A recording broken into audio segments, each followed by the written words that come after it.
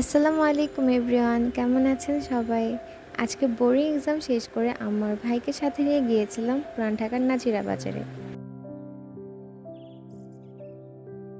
প্রথমেই গিয়েছিলাম বিসমিল্লাহ কাবাব ঘরে, দেন ট্রাই করেছিলাম চিকেন ব্রেস্ট চাপ, যেটার প্রাইস ছিল ১৪৫ টাকা। নিয়েছিলাম স্পেশাল পরোটা, যেটার প্রাইস ছিল ২০ টাকা। টেস্ট ওভারঅল খুবই মজাদার ছিল। দেন নিজেকে রিফ্রেশিং করার জন্য ছানামাঠা ঘরে ছানামাঠা ট্রাই করেছিলাম।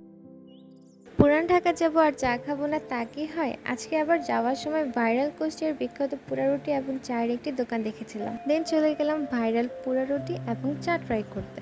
তাদের পোড়া রুটি মেকিং প্রসেসটা দেখে মনে হচ্ছিল অনেক ইয়াম্মি হবে। এখান থেকে ট্রাই করেছিলাম শাহি মালাই চা, প্রাইস ছিল ৫০ টাকা এবং পোড়া রুটি টেস্ট আমার কাছে অ্যাভারেজ লেগেছে।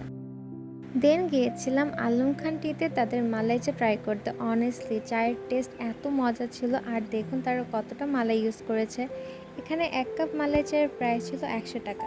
আমার এই ভিডিওটি দেখার জন্য ধন্যবাদ। আল্লাহ হাফেজ।